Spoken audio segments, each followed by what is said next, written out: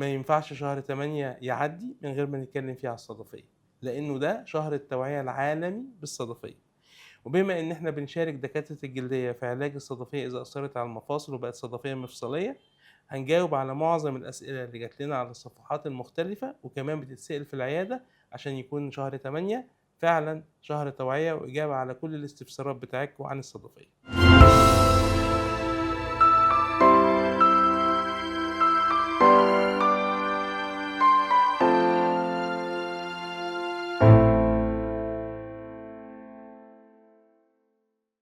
أهلًا وسهلًا بيكم في دمتم سالمين. أول سؤال وأنا متأكد إن اللي بعتها ست عشان ما تقعدش جنب جوزها، عنده صدفية. هل الصدفية مُعدية؟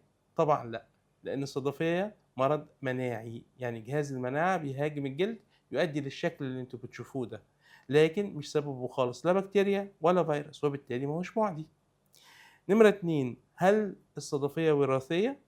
الصدفية زيها زي الروماتويد وزي الأمراض بتاعتنا ذات عبء وراثي. يعني إيه عبء وراثي؟ يعني لو في حد في العيلة عنده من الدرجة الأولى الأب أو الأم، ده بيزود فرص الإصابة إنها توصل ل10% في الابن أو الابنة، لكن 90% ممكن ما يحصلش خالص. لكن لو الأب عنده والأم عندها، الحقيقة الفرص بتزيد أوي، توصل ل50%. فعشان كده لازم نوعي ولادنا لو إحنا عندنا صدفية إن أي طفح جلدي يبلغونا بيه عشان نروح لدكتور الجلدية مبكرًا. السؤال التالت، إيه بقى اللي بيهيج الصدفية؟ حاجات كتيرة جدًا، هنتكلم في أهمها الأول وبعدين نمسك سؤال على حاجات معينة بتفيد والّا بتضر الصدفية. أهم الأسباب اللي بتنشّط الصدفية التوتر والقلق، عشان كده بتزيد أوي في موسم الامتحانات، والحمد لله على السلامة من الثانوية العامة. كمان التدخين بكل أنواعه، سواء كان سجائر، شيشة، سجائر إلكترونية، فيب، كل الأنواع بتزود من نشاط الصدفية. كمان العدوى البكتيرية أو الفيروسية، يعني مشهور أوي إن يجيلي دور برد وبعدها على طول يحصل لي نشاط في الصدفية.